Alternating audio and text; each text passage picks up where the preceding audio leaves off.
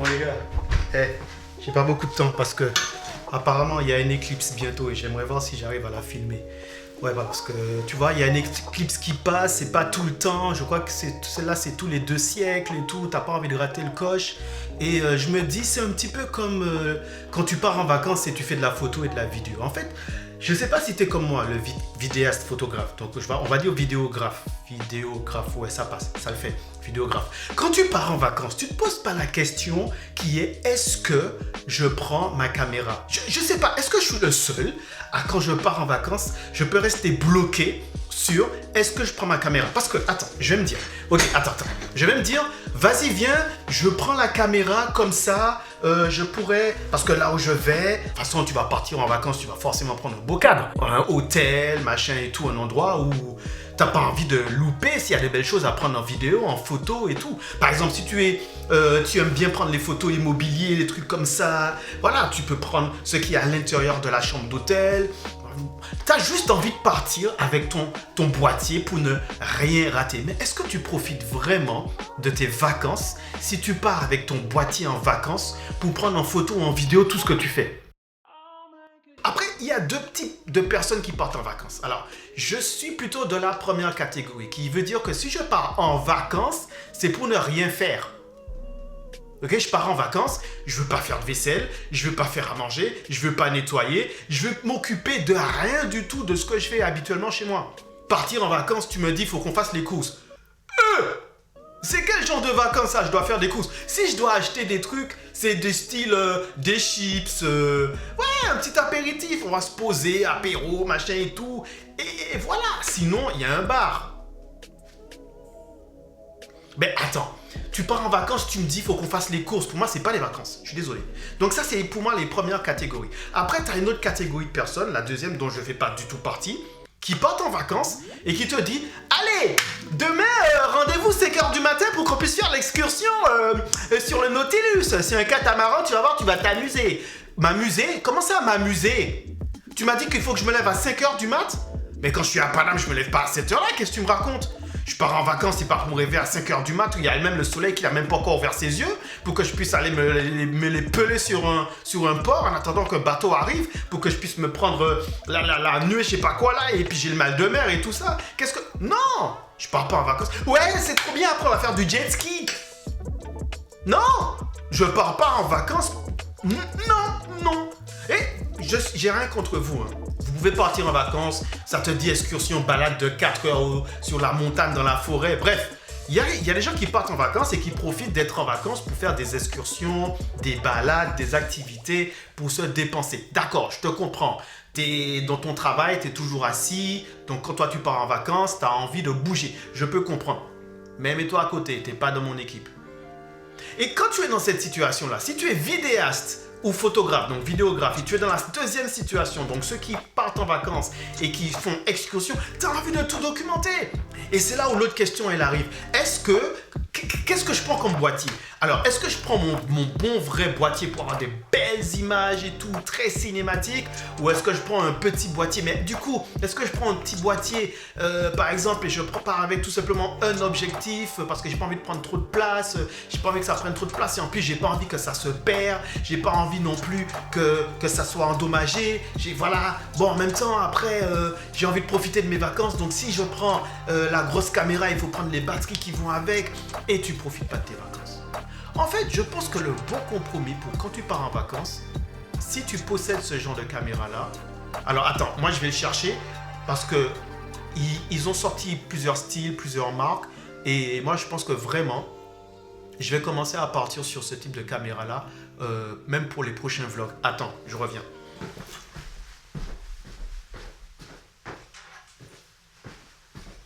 Parce que aussi, tu peux prendre ton téléphone, tu vois. Tu peux te dire que je pars avec mon téléphone. Le téléphone, c'est bien aussi, hein, tu vois. Le téléphone, c'est bien, tu es là, tu filmes et tout. Mais le stockage...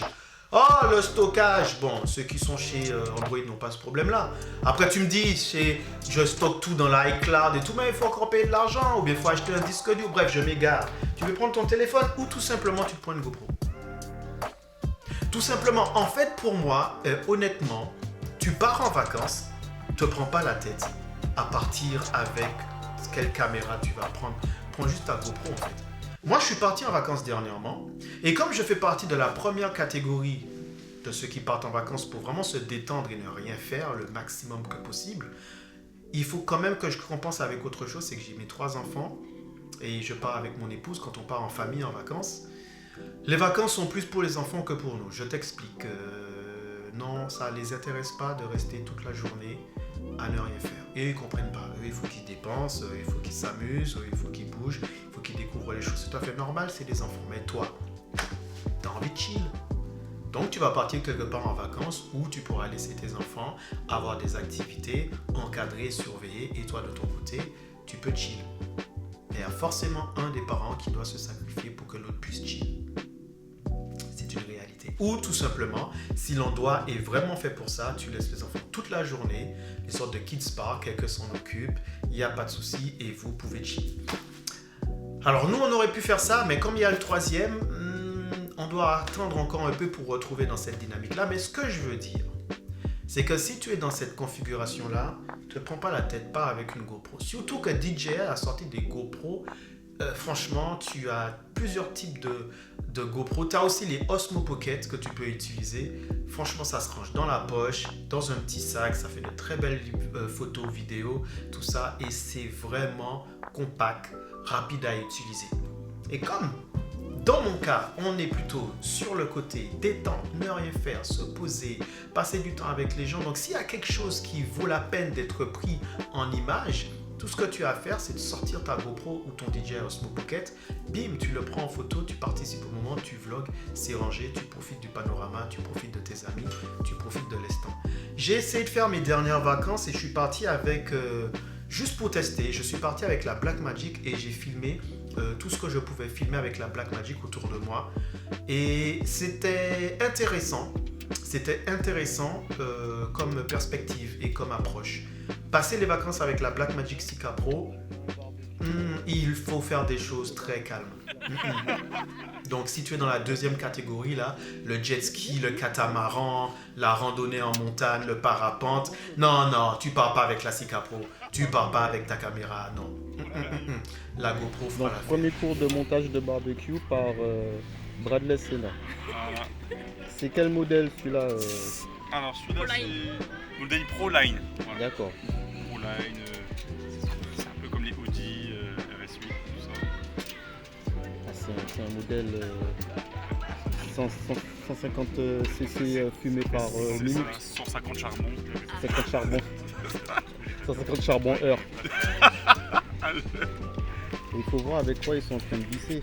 C'est ce qui est dans la main de Benjamin. Là. Ça, vous voyez ça là? Ça va servir pour le barbecue, ça aussi. À la base, c'est pas censé pour prendre les brochettes. Non, mais ils sont en train d'utiliser pour visser.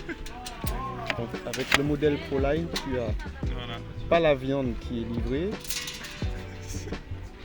Le technicien de montage n'est pas livré avec, hein. Je vous dis déjà. Ça prévente. Voilà. On va repasser. Hein. Je vais pas les demander de sponsoriser la chaîne.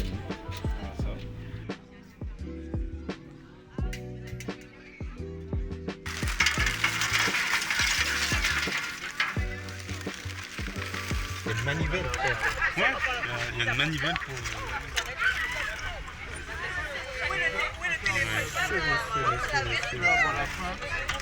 Voilà. Celui-là, c'est quel modèle ça? Si le tien, c'est un 125 charbons par Celui-là, c'est le grill. C'est quoi ça, Sister? Parle-nous de ton engin, toi. Oui, ça, c'est lui. Quand tu dis ça, il faut faire un certain geste que je ne ferai pas ici. J'ai pas envie que déjà, je suis pas beau d'étiser, donc Bon, que tu sois censuré. Juste là-bas. juste la balle. Un peu de charbon, tu mets là. Attention, ça fait beaucoup de gaz. Ah non, beaucoup de fumée. Beaucoup de fumée, attention.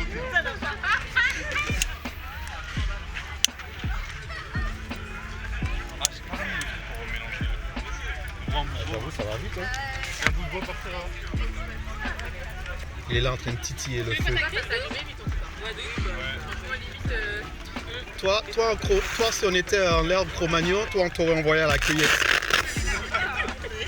Donc, je pense que prochainement, prochain achat, prochain investissement, ce sera une prochaine DJI Osmo Action. Alors, je ne sais pas lequel je vais prendre. Je ne sais pas si je vais partir sur la Osmo Pocket ou si je vais partir sur la DJI. Comme, voilà, j'ai celle-là, la Osmo Action, que j'avais depuis un très bout de temps. Hein, je l'ai depuis longtemps, donc il est peut-être temps de changer puisque celle-là, elle commence à être un peu fatiguée.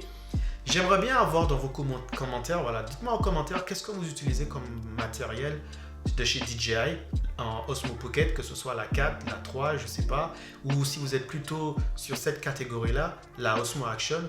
Voilà, j'hésite entre la Pocket et la Action. Donc, donnez-moi vos retours. J'aimerais bien savoir lequel que vous privilégiez. Et n'oubliez pas, c'est toujours dans l'optique et dans l'idéologie d'avoir quelque chose de rapide à dégainer, à utiliser. Pas trop de gadgets autour. C'est vraiment, je vais avoir un truc où je sors de ma poche ou de mon sac et je filme. Et puis, basta, c'est fini, on n'en parle plus. Voilà, donc je vous demande, éclairez-moi sur ce sujet-là. J'ai vu plein de vidéos de personnes qui en parlent, mais je préfère te demander à toi, en fait, qui est un peu plus proche, qui consomme. Donne-moi tes idées sur comment tu l'utilises et surtout pourquoi tu l'utilises. Est-ce que c'est un bon compromis? Voilà, je suis impatient de te lire. Sur ce, moi de mon côté, je vais aller voir si l'éclipse a commencé et je te donne rendez-vous pour la prochaine vidéo. Allez. Attends, tu vois, petite pause. Imaginons que je décide de partir avec la Sika Pro. Attends, je vais te montrer à quoi ça ressemble, la Sika Pro, si je dois partir avec. Mais dis-toi que ça peut être un truc en mode minimaliste, hein, pas forcément de la voir comme je vais te montrer, parce qu'en fait, là, je rentre de tournage. Donc, c'est pour ça qu'elle est encore dans le sac. Là, c'est le minimaliste. Là, je vais te montrer la partie vraiment, vraiment minimaliste. Quand je pars avec, sur un tournage où j'ai juste besoin d'avoir la caméra à dégainer. Donc voilà, la Sika Pro, ça donne ça. Il manque juste à mettre par-dessus l'écran, mais généralement, voilà, ça donne ça, la Sika. Wow, c'était ouvert ça? Non, c'est bon, j'ai rien perdu, j'ai rien cassé. La Sika Pro, ça donne ça. T'imagines, t'es en vacances? Allez les enfants, oui, éclabousse-toi, allez, saute dans l'eau, c'est bien. Non, ne mange pas le sable, non. Pas le sable, pas... Donc tu vois, ça c'est le Sika Pro. Mais imagine que je dise que je prenne le GH5. Le GH5 c'est un bon compromis. Le GH5 c'est un bon compromis parce que du coup, ce qui est bien, c'est que il est très rapide à utiliser, tu vois, versatile. Je l'ai déjà présenté dans plusieurs de mes vidéos, ok? Écran orientable, je peux filmer tout le monde, je vois ce que je fais. Et au moment où je me filme, je veux vlogger, tout ce que j'ai à faire, c'est le porter comme ça. Il est très léger. Tu mets un objectif dessus. Allez, disons que je mette dessus un objectif. Quel objectif que je peux mettre dessus? Un objectif vacances, ce serait plutôt un... Voilà, celui-là, c'est le 14-140. Ça, c'est un bon objectif vacances, 14-140, que je peux monter directement dessus. Oh, on vient comme ça. Voilà. Le micro qui va bien. Où j'ai mis mon micro? Ben non, il est sur l'autre GH5 que je suis en train d'utiliser pour filmer. Bon, bref, en tout cas, ça là, photo, vidéo, je pars comme ça dans mon sac, tu vois, c'est très bien. Ça fait l'affaire. C'est limite perfectum. Je ne sais pas si c'est comme ça qu'on dit. Mais t'as capté le délire de ce que je voulais dire. C'est parfait, quoi. Après, si je veux vraiment faire le mec, voilà, Sony Lover, t'as capté. Je pars avec mon Sony, le A7R3. Dessus, je mets le 2470, qui est juste là dans le tiroir. On met le 2470 dessus. Est-ce qu'il faut vraiment que je te le montre? Non, t'as capté. Petit 2470, c'est parfait. Mais le problème, c'est que, voilà, est-ce que je vais vraiment partir avec mon objectif qui me coûte la peau des fesses et potentiellement le faire tomber? T'es là. Ah, je sais pas, t'as capté. Ça coûte de l'argent quand même, hein. Ouf, je suis pas trop bien coiffé. Donc voilà, t'as capté pourquoi je suis en train de me poser la question si les prochaines vacances que je prends, je pense qu'avant de partir sur mes prochaines vacances, il faudrait que je m'équipe avec autre chose que ce type de caméra-là. Parce que c'est pas que ça fait pas le taf. Mais c'est en question de est-ce que ça vaut la peine de partir avec tout ça alors qu'on rentre dans une ère où tout ce qui est DJI, tout ce qui est GoPro, tous ces genres de gadgets là, je vais dire gadgets, c'est même plus des gadgets. Avant c'était des gadgets, mais maintenant c'est plus des gadgets, frérot. Regarde-moi, le truc qui te filme du 4K en 120 images par seconde, tu te rends compte quand même les dingueries que tu peux faire, ça fait du log. Mais c'est une dinguerie en fait. Donc pourquoi je me prendrais la tête à partir avec tous mes gros boîtiers alors que tout ce que j'ai à faire c'est peut-être me procurer soit une Osmo Action, une Osmo Pocket, excuse-moi je mélange les deux, ou tout simplement une Osmo Action. Franchement, est-ce que ça vaut vraiment le coup de partir avec sa caméra en vacances? En tout cas, je parle du gros boîtier, tu sais le gros truc. Bon bref, t'as capté.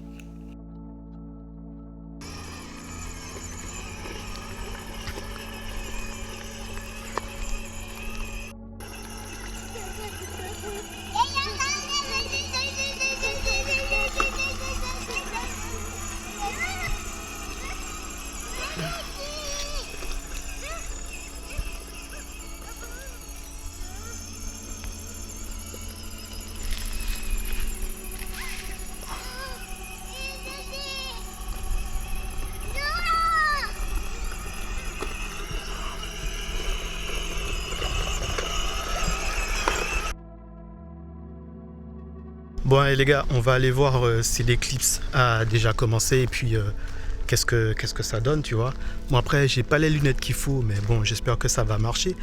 Si je fais avec ces lunettes-là, on va éviter de se bousiller. C'est violent quand même. Alors, l'éclipse a commencé et je viens de me bousiller les yeux à essayer de regarder où ça en était. Donc là, c'est un petit peu en quart, c'est pas encore vraiment... assez rond pour que je puisse commencer à prendre en photo. Donc je vais essayer de voir ce que ça donne si j'y arrive à prendre en photo. Déjà, on va aller faire une petite recherche internet pour savoir comment on prend une éclipse en photo en même temps. Eh, c'est pas des blagues, hein. Je vous ai dit, je me suis bousillé les yeux, c'est pas des blagues. Hein.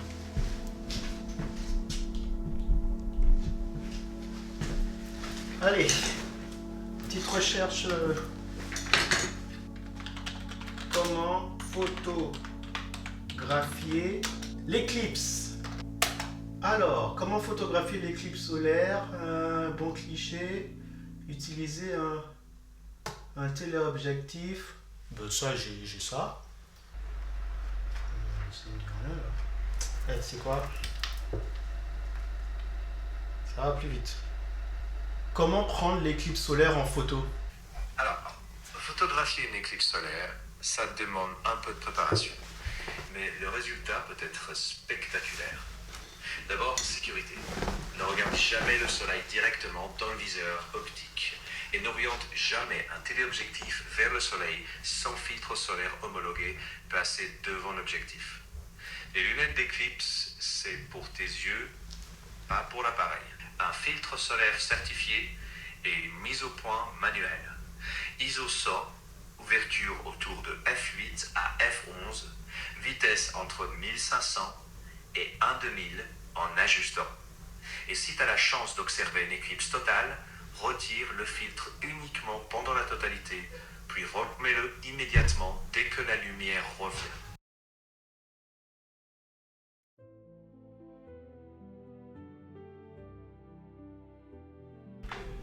Il y a tout ça d'outils et t'as pas celui qu'il faut? Je sais pas si C'est parce que c'est pas un tournevis, c'est pas une visseuse. Tu sais, les clés là. ouais, mais ça pète là, ça pète. Donc, Pourquoi c'est pas comme ça pour la coupe suivante? le bois.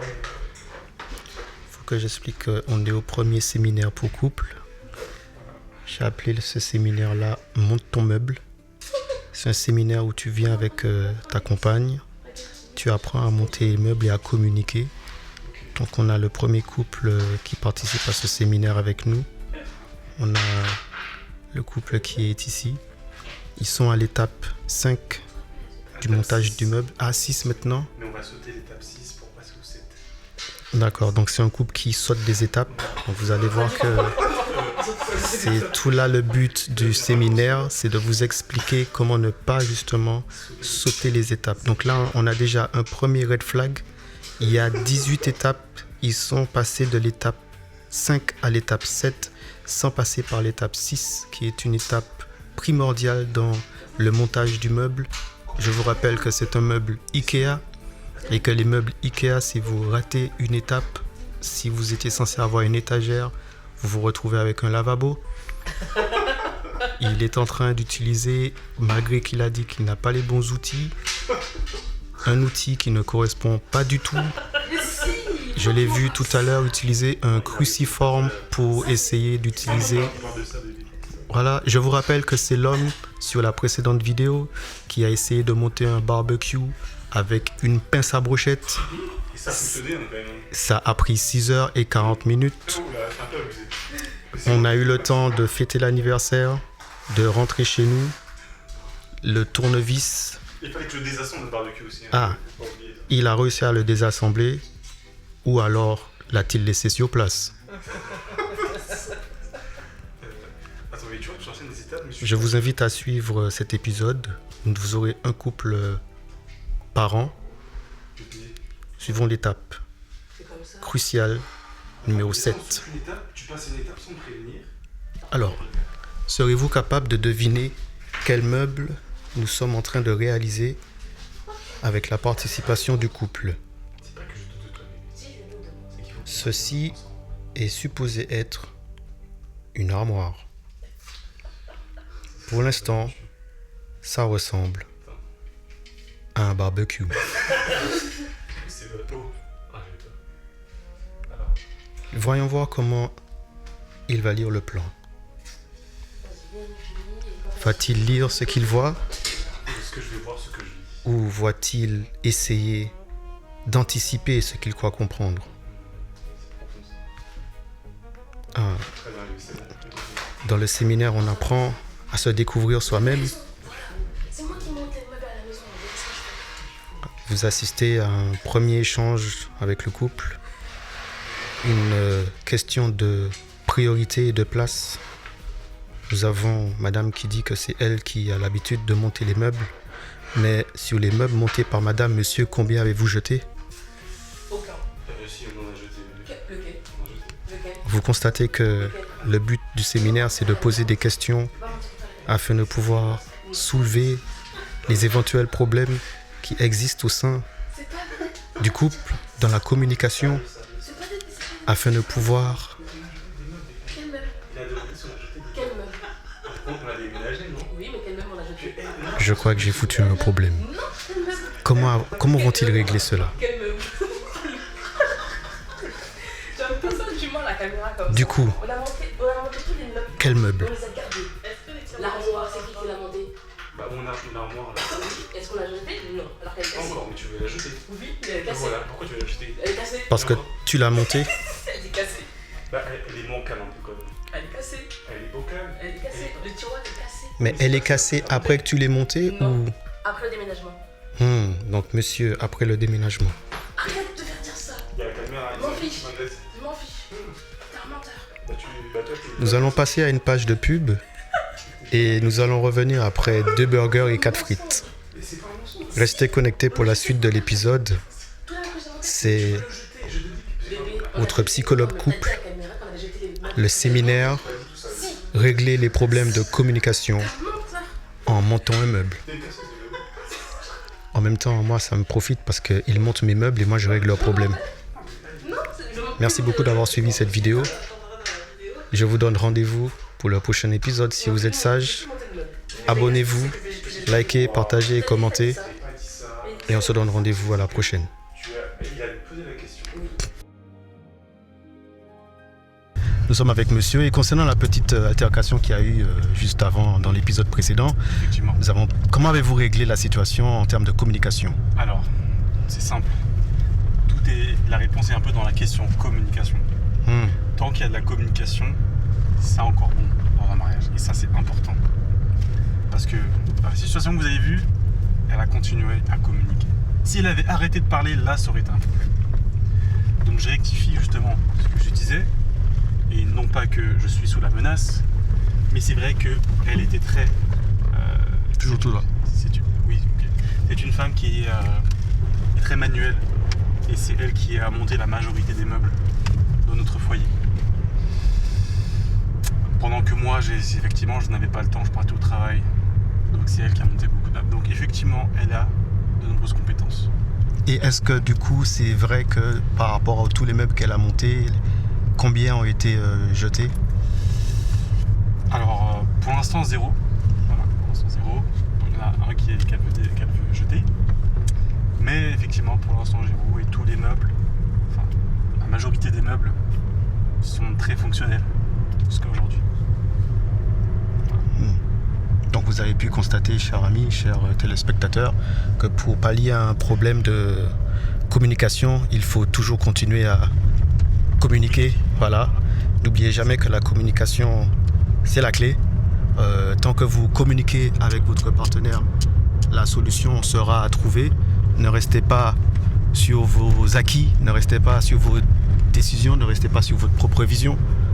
Et toujours entamer une discussion et une communication. Nous allons suivre l'évolution du montage de meubles avec ce jeune couple. Voilà. Suite dans le prochain épisode.